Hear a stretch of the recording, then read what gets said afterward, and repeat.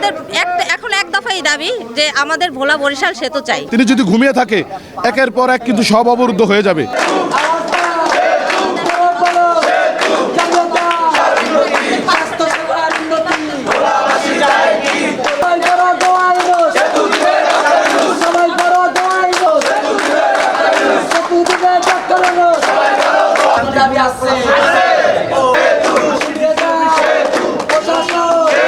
তো আমাদের এখন এক দফাই দাবি যে আমাদের ভোলা বরিশাল সেতু চাই। এবং আপনারা জানেন বিগত অনেকগুলো বছর ধরেই আমাদের এই অধিকার নিয়ে আমরা কথা বলছি, আমরা আওয়াজ তুলছি এবং এখন পর্যন্ত আমরা এতদূর পর্যন্ত আসার পরও সারা বাংলাদেশের প্রতিটা মানুষ যেখানে আমাদের সাথে একত্রতা প্রকাশ করছে, ওদের স্বপ্ন পূরণে পাশে থাকতে পেরে আমরা গর্বিত।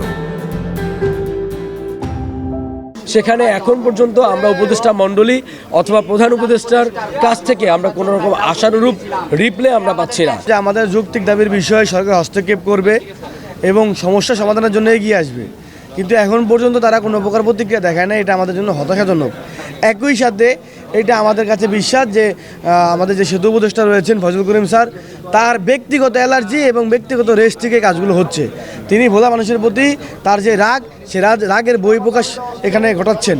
একের পর এক তার কিন্তু ডিসি অফিস আজকে অবরুদ্ধ হয়ে যাচ্ছে।